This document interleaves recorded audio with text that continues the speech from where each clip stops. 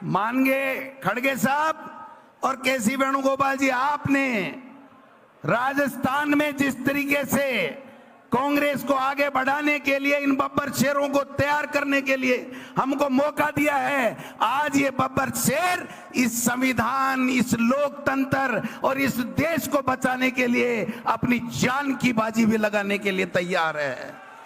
मैं निवेदन करना चाहता हूं इस मौके के ऊपर, आज पहलगांव में जिस प्रकार से जो कायराना हरकत की गई है आतंकियों के द्वारा पाकिस्तान के सह के ऊपर, वो बहुत ही कायरतापूर्ण घटना और उसकी जितनी निंदा की जाए कम है। और हमारे नेता राहुल गांधी जी और खड़गे साहब ने जब कह दिया कि पूरा हिंदुस्तान इस जवाबी कार्रवाई के लिए, आतंकवाद को समाप्त करने के लिए हम सब आपके साथ में हैं, तो हम सब कांग्रेस के बब्बर शेर इस कार्रवाई में सरकार के साथ में खड़े हैं। लेकिन हम पूछना चाहते हैं, मोदी जी केवल बातें ही होंगी या काम होगा? पहले पुलवामा में हुआ, आज पहलगांव में हुआ, ये हिंदुस्तान की जनता बर्दाश्त नहीं करेगी। ये चूक कहां हुई, ये पूछने का हर हिंदुस्तानी को अधिकार है। आप संविधान को तोड़ने की बातें करते हो, संविधान को बदलने की बातें करते हो, लेकिन आपने तो वादे बड़े बड़े किए थे मोदी जी। आपने कहा था बेरोजगारी खत्म करूंगा, 2 करोड़ लोगों को हर वर्ष नौकरी दूंगा। आपने कहा था महंगाई कम करूंगा। आपने कहा था किसान की आमदनी दुगुनी करूंगा। आपने कहा था सबको अच्छी शिक्षा मिले इसकी व्यवस्था करूंगा। लेकिन 11 साल बाद में ये हिंदुस्तान के लोग ये पूछना चाहते हैं, आपके उन वादों को क्या हुआ? आपने जो वादे किए थे, एक के बदले 100 सिर लाने की बात हुई थी, उस एक के बदले 100 सिर कब आएंगे? ये देश का नौजवान और देश का आम नागरिक आपसे पूछना चाहता है। अरे जिस पार्टी का देश का प्रधानमंत्री बने, वो अपनी पार्टी की मीटिंग बुला करके अपना नाम नहीं निकलवा सकता। और अब तो हद होगी राजस्थान में खड़गे साहब कि यहां जब मुख्यमंत्री का चयन होना था तो भारतीय जनता पार्टी के बहुमत होने के बावजूद यहां पर उनसे राय मशविरा नहीं लिया गया और केवल दिल्ली से एक पर्ची आई और उस पर्ची ने तो यहां बेड़ा गर्क कर दिया। माननीय खड़गे साहब, बेड़ा गर्क कर दिया। अरे जिस संविधान की तुम शपथ लेकर के मुख्यमंत्री बने, मंत्री बने, उस संविधान को कुचल रहे हो, उस संविधान को तोड़ रहे हो। एक कैबिनेट का मंत्री डॉक्टर किरोड़ी लाल मीना ये कहता है कि हमारे प्रदेश में प्रतिदिन 8 करोड़ रुपए बिशलपुर से बजरी चोरी होती है। अरे अगर संविधान की शपथ लेने वाले मुख्यमंत्री और उनका कैबिनेट का साथी मंत्री अगर राजस्थान में बजरी माफिया हावी और भ्रष्टाचार की बात कहता है, तो आपके मुंह पर, होठों के ऊपर सिल क्यों जाते हैं? आपके होठ ये बताने का कष्ट करें। मैं निवेदन करना चाहता हूं आप सबसे कि संविधान में यह लिखा हुआ है कि 5 साल में राजीव गांधी जी हमारे नेता अमर हो गए, उन्होंने 73वां और 74वां संशोधन किया था। आज भी वो संशोधन के तहत 5 साल में पंचायती राज और नगर निकाय के चुनाव होने चाहिए। खड़गे साहब, यहां पर 5 साल से कोई चुनाव नहीं हो रहे हैं। 6 साल हो गए नगर निकाय के चुनाव नहीं हो रहे हैं। मैं पूछना चाहता हूं कि आप संविधान के अनुच्छेद 243E और 243U के तहत 5 साल में नगर निकाय और संविधान के चुनाव होने अनिवार्य हैं, है कि नहीं है?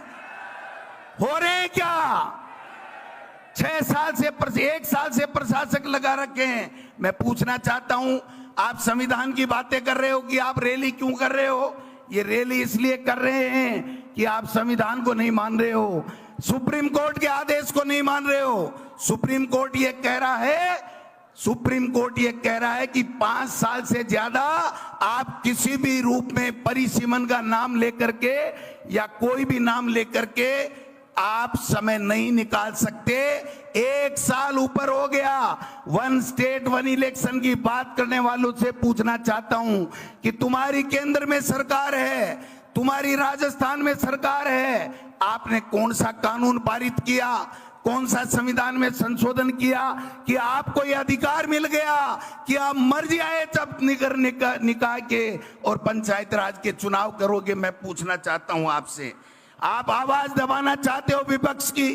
अगर टीकाराम जूली और गोविंद डोटासरा अगर कोटा में जा करके और किसान की आवाज उठाते हैं, लॉ एंड ऑर्डर की आवाज उठाते हैं, तो उन पे मुकदमा होता है। एक मुख्यमंत्री को एक कार्यकर्ता अगर सीकर में काला झंडा दिखा करके कहता है कि जिले और संभाग क्यों खत्म कर दिए, हमको बताओ हमारा गुनाह क्या है, तो उसके ऊपर उसको जेल के सलाखों में उसकी आतंकवादी की तरफ परेड निकाली जाती है। मैं इस मंच से माननीय मुख्यमंत्री जी और सरकार में बैठे हुए लोगों से पूछना चाहता हूं, अरे परेड तो आपको डबल इंजन की सरकार को उस आतंकवादियों की निकाल करके जवाब देना चाहिए, खून का बदला खून से लेना चाहिए, वो आप कर नहीं रहे हो। और एक कार्यकर्ताओं को काले झंडे दिखाते ही अरे हमारे नेता प्रतिपक्ष को मंदिर में जाने से आप मंदिर से गंगा जल की से धुलवाई करते हो, आपको शर्म आनी चाहिए। आप इसीलिए कह रहे हैं कि आप संविधान को मानने वाले लोग नहीं हैं। आप इस प्रकार से आज महिलाओं के साथ में अत्याचार हो रहे हैं, आप हो रहे हैं कि नहीं हो रहे हैं, आप बताइए। तो इसलिए मैं निवेदन करना चाहता हूं, आप खड़गे साहब को सुनेंगे।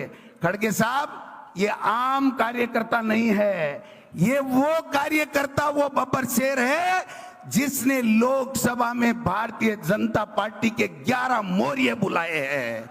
बुलाए कि नहीं बुलाए बताओ आपने? ये 11 सीट इंडिया गठबंधन को देने वाला वो कार्यकर्ता है। ये सारे पदाधिकारी आए हैं। मैं आपसे निवेदन करना चाहता हूं, आप हमें काम दीजिए। गांव गांव जाएंगे, ढाणी ढाणी जाएंगे, ब्लॉक में जाएंगे और इस पर्ची को भी बदलेंगे और इस पर्ची के आका को भी बदल करके दिल्ली में हमारा झंडा फहराने का काम करेंगे।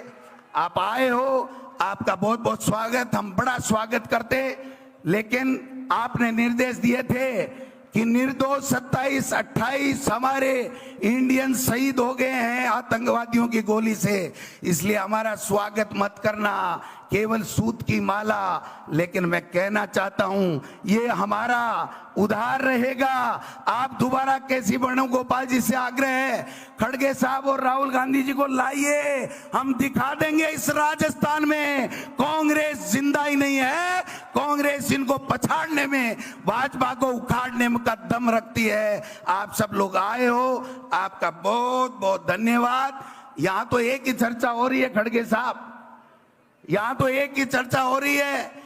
मंत्री कह रहे हैं कि मंत्रिमंडल का विस्तार कब होगा, आईएएस कह रहे हैं कि हमारी लिस्टें कब आएंगी, और आम जनता कह रही है ये राजस्थान की पर्ची कब बदलेगी। ये बात यहां पर हो रही है। आप सबका स्वागत, आप सबका भी दिल की गहराइयों से प्रदेश अध्यक्ष होने के नाते आपका बहुत बहुत स्वागत, बहुत बहुत अभिनंदन, धन्यवाद। जय हिंद, जय भारत।